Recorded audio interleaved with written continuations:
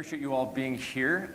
My name is Kurt Muellner. I'm a senior manager in the planning and finance group with Greystone, and I'm with Brad Straub today, Greystone Executive Vice President. And we're going to talk a little bit about the evolving business models. And yes, that is not maybe the most exciting or juicy topic we could cover, but I think if you stick with us and bear it out and let us dive into some of those who, what, when, whys, and hows of the issue, things will get a little bit more interesting. For example, what are the primary influencers driving senior living today? Why are these factors influencing the market? How can providers adapt? And what if providers are better able to meet the needs of a changing market? So with that, we're going to start with influencers. In media in 2021, 2020, whenever, in this past decade, influencers are everything. And if you have kids or you're one of those dang millennials like I am, you probably think of these guys as influencers. So that is the ever-popular Justin Bieber, Brad's favorite recording artist, Selena Gomez, or the next potential presidential candidate of the United States, Dwayne "The Rock" Johnson. But as entertaining as that might be, we're going to use our time more wisely and talk through what are those influencers impacting senior living.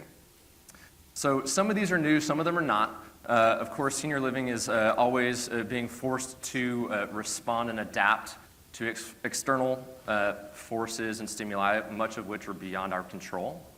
But on the positive side, there on the right in the green, we have demographic growth. We just heard a lot about demographic growth, and we'll continue to discuss that a little bit going forward throughout the next couple days. Economic improvement. Real estate environment. Everyone is probably aware of just how hot those real estate markets are. I just read a stat this morning that single-family residential home sales, prices are up 18% this year alone on an average national basis. The cost of capital. Interest rates remain near all-time lows, and the availability of capital today is easier to access than ever before. On the more challenging side there on the left, COVID-19. I think we've all probably heard about COVID-19 a little bit, so I'm not going to spend a whole lot of time on it. Labor pressures. Identifying, recruiting, and retaining employees is more difficult and challenging than ever. And of course, that doesn't even begin to consider the minimum wage increases being implemented throughout the country. Healthcare and reimbursement. That is just becoming more difficult to operate and navigate successfully. We have a changing customer. John touched on it a little bit this morning. They want that choice. They want that control. They're also more affluent than ever before. They're earning income differently and living in bigger houses than ever before. And cost escalation. If you have a project in construction or know anything about construction, you know that material prices just do not stop going up. Whether it's lumber, which is the easy one to point to. I think that's increased over 300%, almost 350% since April of last year. But it's not just lumber; it's copper, it's concrete, it's steel, etc. Prices are going up, and yes, they've started to come back down a little bit, but it's still a challenge for the industry. So those are some of the key influencers that we've identified as being the primary factors influencing senior living today. And despite these challenges, we know that the industry is resilient. Just like the Great Recession and the dot-com bust before it, senior living and those providers will continue to navigate the challenges that they face. And in spite of those challenges, we know that the market fundamentals remain strong. They remain overwhelming, and you will hear a lot about this. You've already heard a lot about this. But the number of individuals aged 75 and above is projected to grow over 100%. Over 100% by the time we hit 2050. So in 2020, we had about 23 million Americans in that age bracket, and in 2050, it'll be over 47 million. And so we have a clear increase in seniors and the demand for senior housing and the services that you all offer. And with that, we have a projected reduction in the individuals or number of individuals that are able to provide that care. So the caregiver ratio that you see up here measures the number of caregivers for every individual needing care. And today we're at about the 6-to-1, 7-to-1 ratio. And by the time we hit 2050 and those 47 million Americans age into this age bracket, that's going to drop from 6-to-1 to 3-to-1. So there's clearly a massive market opportunity, but that opportunity has not gone unnoticed.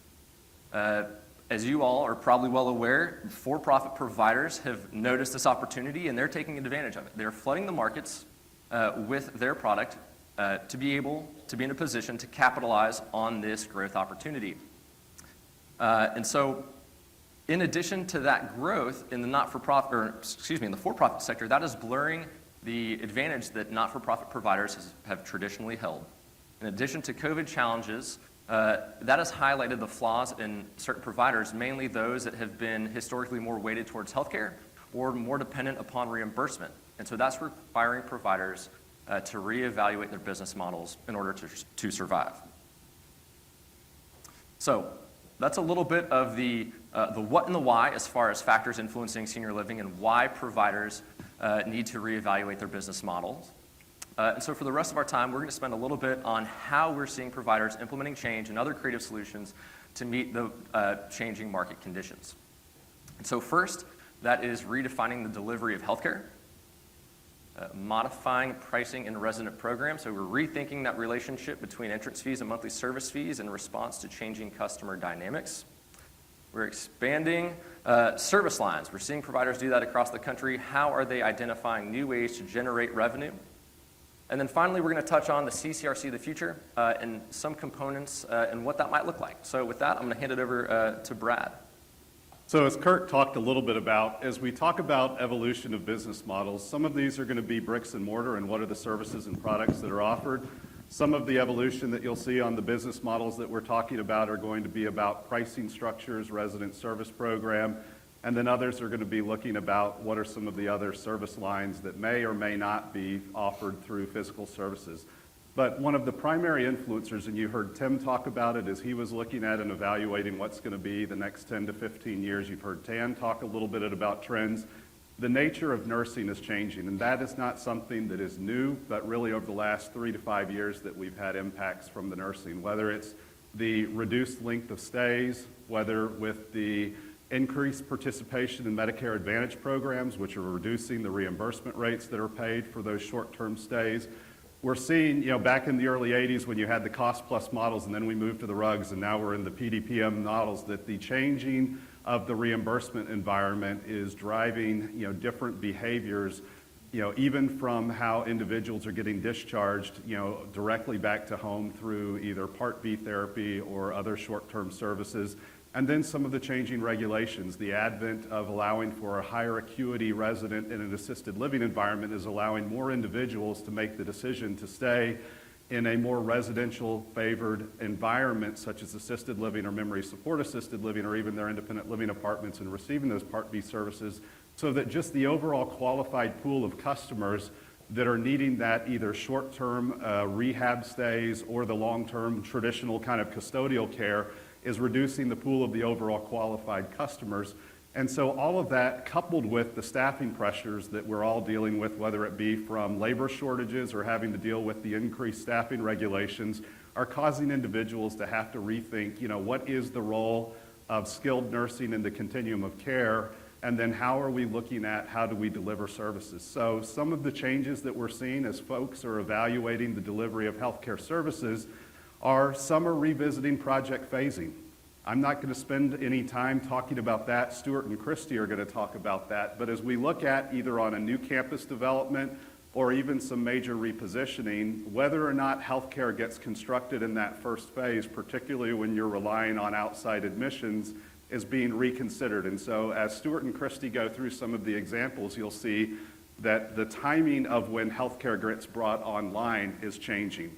We're seeing that there's been a lot of effort in downsizing or even eliminating the long-term care components, and that can either be a new campus construction or for major repositionings. And where sometimes that's getting eliminated doesn't necessarily mean that those healthcare beds are getting put out altogether, but particularly on the West Coast, you're seeing that they're being delicensed and then converted into a higher acuity assisted living. We are seeing now, and some of this is part of that conscientious consumer that John was talking about, but also just some of the own consumer behaviors, that, the old model that if we don't allow individuals to age in place in their own home, that the customer and the seniors are embracing the age in place model And we're starting to see a number of providers, both on the not-for-profit as well as on the private sector, that are looking at that age-in-place model. We'll spend time in a second talking a little bit about that. And we are seeing expansion of the home and community-based services. So relative to the age-in-place model, and we'll go through kind of two examples. One of these, and this one that we're talking about right now, is actually looking at an entrance fee-based model. And so, the age-in-place concept is essentially looking at building independent living, and in this case, memory support assisted living. So the assisted living is not part of the continuum, but allowing individuals to be able to still provide a traditional, entrance fee-based resident service program. So you'll see it has dining dollars, the housekeeping, utilities, all of the scheduled activities and wellness and lifestyle and resident enrichment programs. But rather than having the traditional benefit that says, you can move to assisted living and get a fixed discount or some dollar value discount off of services in assisted living, you'll see that the healthcare benefit includes a $30 per day benefit for home health or personal care services. So that's one of the changes that we're starting to see relative to that. From a pricing structure, you'll see, traditional apartment sizes, average apartment size of about, 1,200 square feet, entrance fees ranging from about $330,000 to $650,000, and monthly service fees in the normal type of range. So this is one example of a provider that we're working with that's looking at the tradition, moving beyond that traditional concept of the, entrance fee model. Now, it does require revisiting the overall business model.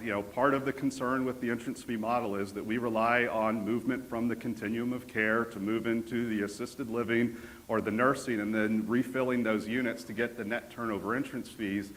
So as you look at moving into some of these different business models, it does require that you revisit the economics to make sure that you're less reliant on the turnover entrance fees to meet your debt service coverage and other ratios, and making sure that you have the right capital structure to focus on that. We're also seeing some of the concept on the rental concept. And so this next example that we'll show as how folks are looking at basically revisiting, the age-in-place concept is through the apartment for life rental model. Now, the apartment for life rental model is the concept that you'll see is where all of the apartments are licensed and designed to assisted living standards, but that the individuals have the ability to basically move into the apartment for independent living services, that they'll get basic residential living services that includes, one meal per day, an all-day dining program, care navigation and coordination, housekeeping and utilities. But as their needs change, and you'll see here, because it's an assisted living product, that it's, slightly smaller apartments than the entrance fee-based model, so about 800 square feet on average. But as you look at the apartment sizes compared to the traditional assisted living product that's in the market area, that they're about 100 to 150 square feet larger than what a normal, whether it be private sector or even the newer not-for-profit assisted living units would be, with a one-bedroom at about 750 square feet and a two-bedroom at 950 square feet. And then the way that the service package works is that as individuals' needs change and that they need to start receiving services, that you would have, basically in this instance, 4 different service levels that would have prepackaged services at, $400, $800, $1,200, and $1,600 structure that allows individuals to basically receive those additional services in their apartment as their needs change. So these are just 2 examples of how we're seeing some of the age-in-place concept starting to get introduced. The other area that we all know is that customer economics have changed. The real estate market, if you look at since the Great Recession, have increased more than 150%. John mentioned that during the Great Recession, the primary concern was, am I going to be able to sell my home, and do I have the money to be able to pay for the entrance fee? That's no longer the concern.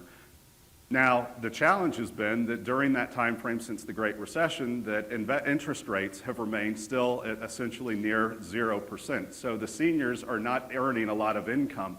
And so what we've seen is that that's required providers to essentially revisit how do they price their product and aligning their pricing structure to respond to the current market and customer environment. So if you were to look at for many of the new projects, as you look at customer economics and valuations, Traditionally we would look at 2 to 3 times the entrance fee for net worth. We're finding that customers coming in have 5 to 6 times perhaps the entrance fee in terms of net worth. So the wealth is not a problem.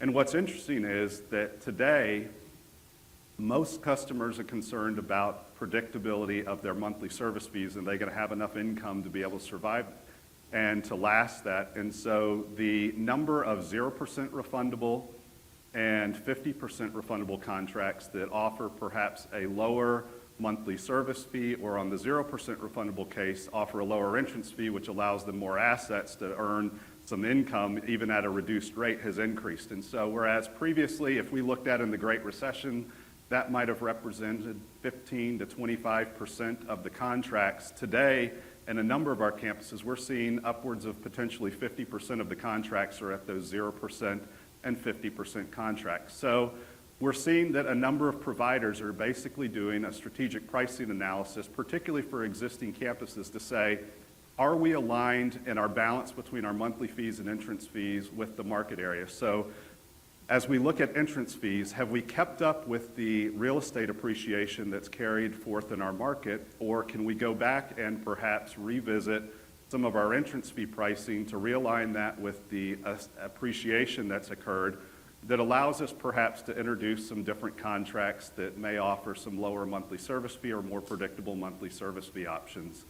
We're also seeing the advent of dynamic pricing. And so, rather than having the first floor apartment that has a walkout balcony that looks out over the lake, the same price as the first floor apartment that looks out over the trash dumpster, that customers are willing to pay a little bit more difference. And so we're seeing that, today there are perhaps 50 or 60 different price points rather than just the normal 5 that are out there.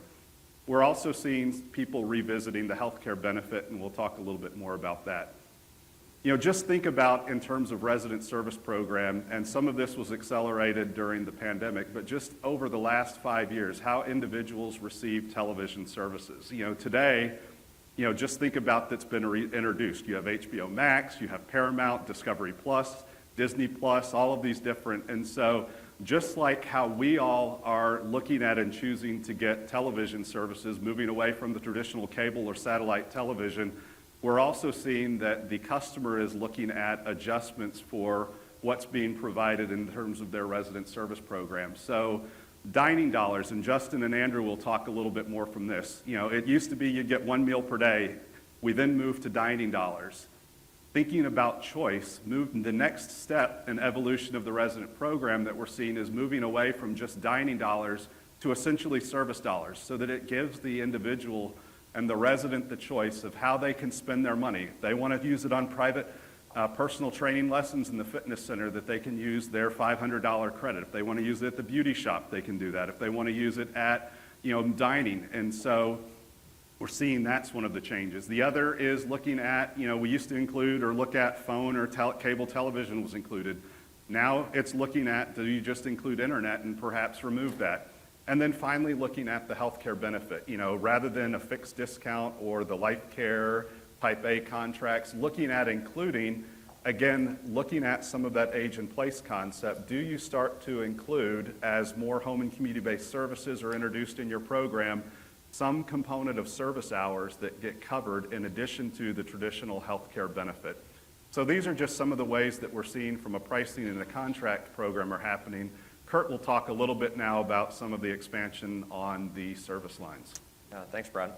So the next component in how we're seeing providers revisit that business model through expanding service lines. And so the question is, well, why do we need to do this? Well, we know, and we've touched on a little bit, and we'll continue to discuss how the environment that you all operate in is becoming increasingly complex and increasingly costly.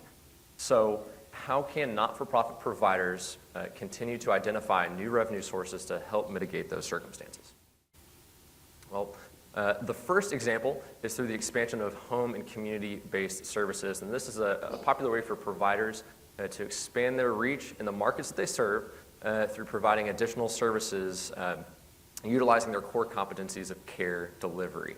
And going back to what Brad touched on just a second ago, we see an increasingly affluent customer who is willing to pay for the services that they deem worthy and that they want. And so these customers are more likely and more able to pay for those third-party care services. And this trend is already happening. For example, in the communities that Greystone manages, we're estimating about 15 to 20% of those independent living residents receiving some sort of third-party care service in their independent living apartment. So how can providers capture more of those resident dollars that are already being spent while also helping to control and maintain the level of care that individuals are receiving within their communities and the markets they serve? And we're seeing many of these programs successfully implemented through joint ventures and partnerships with other providers in the community. And many of you all may be familiar with that continuing care at home style of program, but one we want to touch on a little bit more is this concept of an access-based program. So there's lots of growth in these access-based programs. There's really a handful of benefits that we'll get to here in a second, but really it's that opportunity to expand revenues with limited investment. And so there are three broad categories for these access-based programs. The first one is that Life Care Now style of program. This really is allowing individuals to reserve that healthcare benefit prior to that independent living unit being available for occupancy. So think new campus developments, expansions, et cetera. The independent living unit is not constructed yet. The early acceptance programs allow individuals to lock in that healthcare benefit prior to moving into the community. So this is very popular with those providers who have put in the time and the effort with their marketing teams to establish lengthy wait lists. And so maybe an individual on that wait list is happy to wait for that independent living apartment that they desire, but they still want that safety and security of that healthcare benefit. So through the payment of monthly service fees and potentially an entrance fee, they can lock in that benefit such that should anything happen and the need for healthcare arise, they can transfer directly into those healthcare assets and provide and receive care at that life care rate. And finally, that unoccupied revenue producing unit. Again, very similar to the early acceptance style of program, but really more for that individual who has no intention or does not want to move into independent living, but would rather stay at home and receive services through some other means and method, but wants to have, again, that safety and security of knowing that that life care benefit is there should they need to transfer to those healthcare facilities. And so those three main benefits that I touched on at the beginning of this slide, really, it's again, generating monthly service fees and entrance fees with little upfront investment, especially if you're an operational community providing care and having those resources. It allows organizations to leverage the time and effort they've put into creating waitlists and maintaining those waitlists for independent living units and gain further commitments from those individuals. And finally, it allows organizations to leverage the investments they've made in their healthcare facilities to ensure that they are properly utilized and fully utilized. So the next example of ways we're seeing providers expand their service lines is through a satellite campus approach. So we have two examples here. The one on the left there is La Sequoia de El Castillo, and the other is the Springbrook Meadow satellite campus as it relates to the Friendsview primary campus there in Newberg, Oregon. And these are very compelling and attractive investments for a variety of reasons. First and foremost, it allows an organization or provider to invest in the highest margin generating product possible, independent living with limited overhead and potentially the limited need for common spaces. And these satellite campuses can be accomplished on a much smaller site than maybe an expansion or new campus. Both of these examples that we have here on the slide are actually on sites of about 2 acres, give or take. So that could be an urban infill opportunity or other small site. Again, similar to that access-based style of program, it allows a provider with healthcare assets to leverage those assets to ensure that they are fully utilized. And then it allows a provider to provide maybe a new type of product to the market. So say an organization has a predominance of independent living apartments and they want to offer maybe a cottage community, or maybe it's an urban infill opportunity and there's a need for more apartments and a high-rise concept that they've not been able to offer before. So it allows new product as well as the potential to serve a different customer. And then the final benefit of this is really a strategic benefit. It allows an organization to defend their market position and grow their brand awareness. And we know that in today's business environment, brand awareness and identity is crucial. So finally, the third way that we're going to touch on today is through diversifying the customer base. And that might be your traditional CCRC reaching out and trying to tap into that low-income market and offer some sort of subsidized housing, maybe as a means to further their mission in the community. Or maybe it's more of a moderate CCRC reaching out and trying to expand and appeal to a more affluent upscale market. But this conversation of diversifying your customer base brings into consideration the middle market and how providers might be able to access that holy grail opportunity. And so how is that middle market defined? Well, we have some monthly service fees here that we feel generally represent rates that middle market can support. So $12.50 there on the low end and $37.50 up on the high end, which does begin to approach rates that are more consistent with your traditional CCRC monthly service fee. But how is that middle market being served now? Well, truthfully, it's really served predominantly through the for-profit providers who have been able to identify efficiencies and create business models that are profitable while charging this level of rate. So we can look to the National Investment Center, who released a study a few years ago, I believe it was 2019, on how to serve the middle market. And they weren't able to identify one single answer or solution as the key, but rather they identified the fact that it needs to be likely a combination of public and private support to fully serve this underserved market.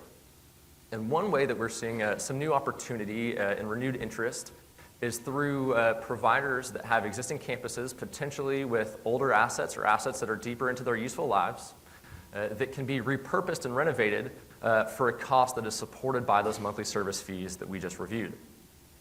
So that's just a little bit about different ways that we're seeing providers expand their service lines. I'm going to hand it back to Brad for the future of the CCRC. So, the kind of final piece that we're going to look at is, where do we see some of the vision for the CCRC of the future? And, as we look at, and this could be on an existing campus or if you're looking at a new campus itself, but part of the components will include, looking at, the traditional small component of healthcare. And what's included within that healthcare may or may not include nursing as a first phase, but some phase component. But looking at how do you address some of the workforce or other challenges. And so we see that having some component of a child daycare for some of the employees to address the concerns will be a component allowing some intergenerational aspect, potentially looking at workforce housing in addition to perhaps a cottage active adult type of a community for the independent living and some of the seniors, as well as the traditional congregate settings. So Stuart and Christy will go through some examples of how some current providers are looking at that vision of the CCRC future. But one of the key messages that we want to go through and look at is that the not-for-profit senior living sector has a more than 100-year history, and many of you all as providers have, a 50, 75, 100-year history. And so, change has been constant, and whether it was the Great Recession or the dot-com bust or some of the other, challenges that, as Kurt indicated, that this has been a resilient industry, that you all as providers have been resilient, but that you have found that over the, years that you've been in business that you must adapt to live. So evolution is the only answer, whether that's through changing some of the service programs that you offer, looking at how do you adjust your business lines, or what is the product that you're offering. But that we do see that there is a continued opportunity for everyone to thrive and to provide services. So with that, we are going to take a break. We will reconvene at it's 11:07 right now. The schedule says 11:15, but let's do 11:20. And then we will have Stuart and Christy talk with us about how providers are moving forward through growth.